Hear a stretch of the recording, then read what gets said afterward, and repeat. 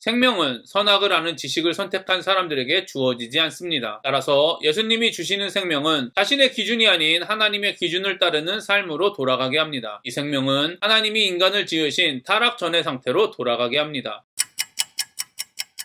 안녕하세요. 바이블 TMI의 바카리오스입니다. 많은 그리스도인들이 영원한 생명이란 죽음 이후에 사라지지 않는 삶으로 이해하고 있습니다. 그러나 잘 생각해 보십시오. 성경은 영원한 생명은 구원받은 사람들만 소유할 수 있다고 기록하고 있습니다. 만약 죽음 이후에 사라지지 않는 삶이 성경이 의미하는 영원한 삶이라면 믿지 않는 사람은 영원히 지옥에 있을 것이라는 말씀은 거짓이 될 수밖에 없습니다. 따라서 성경이 의미하는 영원한 생명은 일반적으로 생각하는 시간적인 개념이 아님을 알 수 있습니다. 그렇다면 성경이 의미하는 영원한 생명은 무엇일까요? 또 여자에게 이르시되 내가 내게 잉태하는 고통을 크게 더하리니 내가 수고하고 자식을 낳을 것이며 너는 남편을 사모하고 남편은 너를 다스릴 것이니라 하시고 아담에게 이르시되 내가 내 아내의 말을 듣고 내가 너더러 먹지 말라 한 나무 실과를 먹었은즉 땅은 너로 인하여 저주를 받고 너는 종신토록 수고하여야 그 소산을 먹으리라. 땅이 내게 가시덤불과 엉겅퀴를 낼 것이라. 너의 먹을 것은 밭의 채소인즉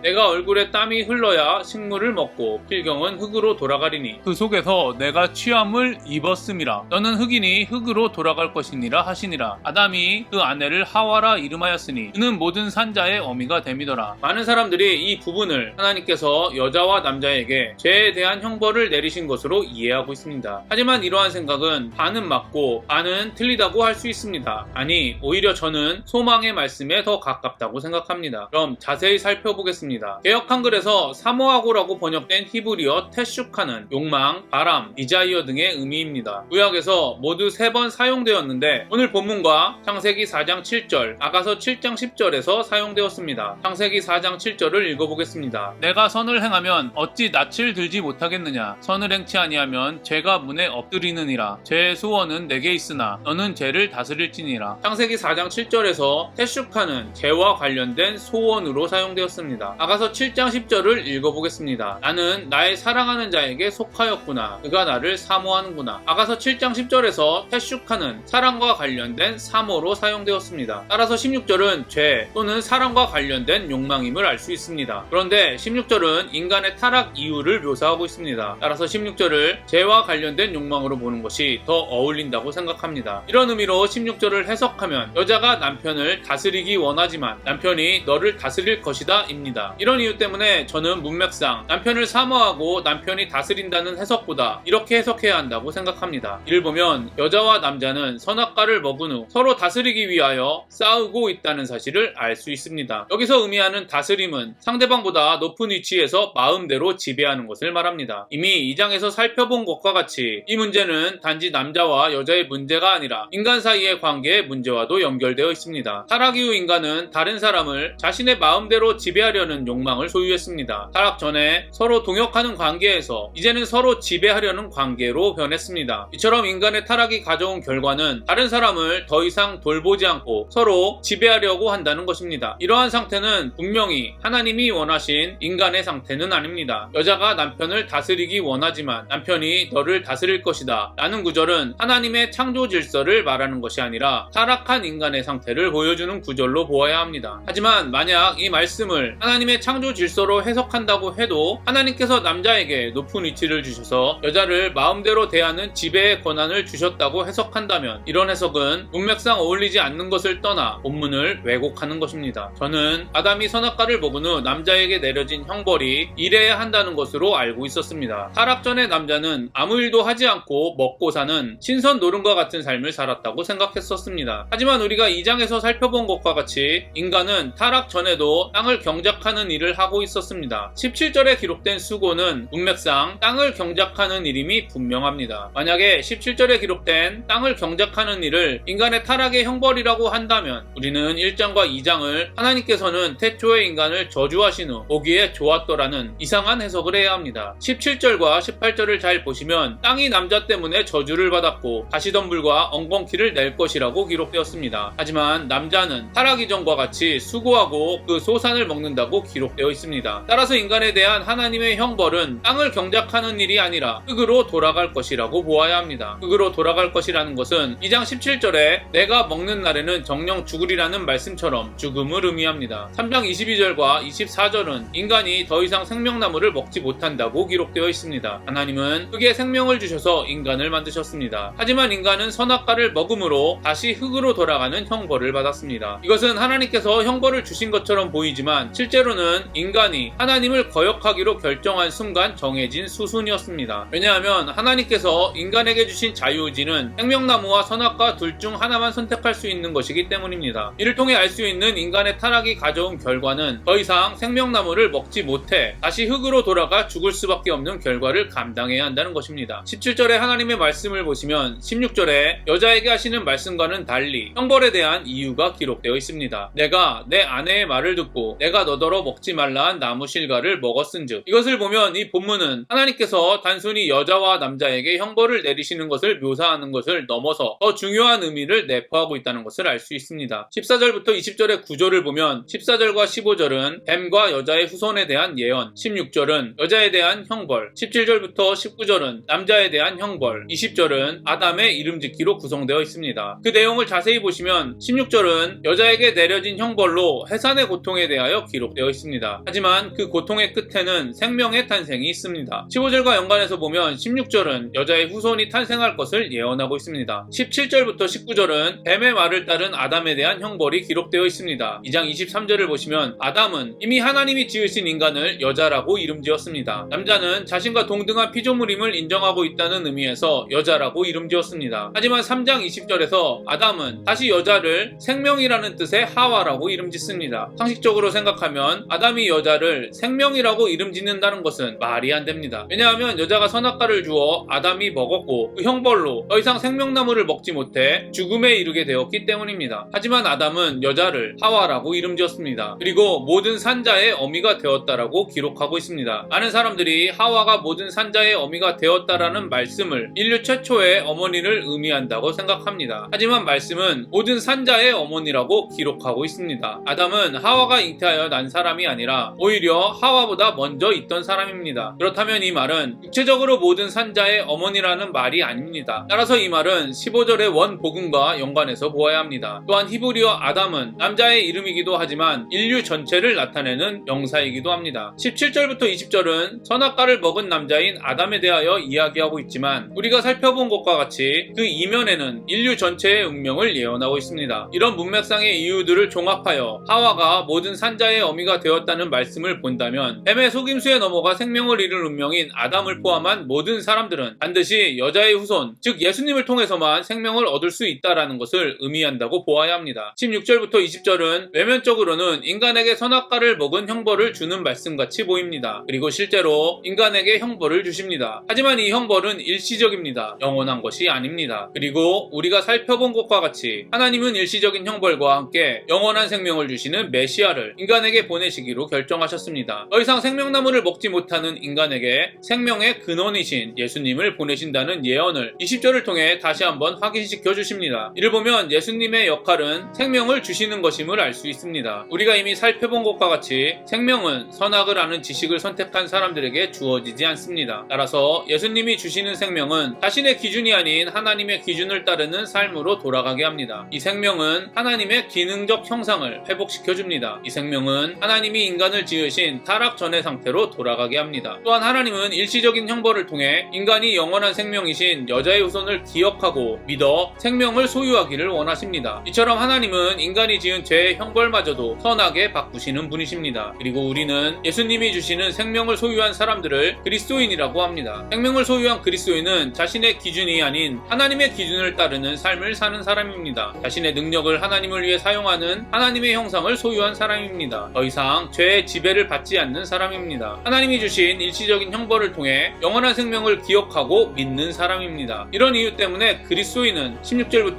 20절의 말씀을 저주나 형벌의 말씀이 아닌 소망의 말씀으로 생각하는 사람입니다. 21절을 보면 이것이 소망의 말씀이라는 것이 더 명확하게 증명됩니다. 저와 여러분이 이 소망의 말씀을 붙들고 이 땅에서 하나님이 주신 영원한 생명을 누리고 경험하는 복을 누리게 되기를 간절히 소망합니다. 오늘도 행복한 하루가 되시기를 바랍니다.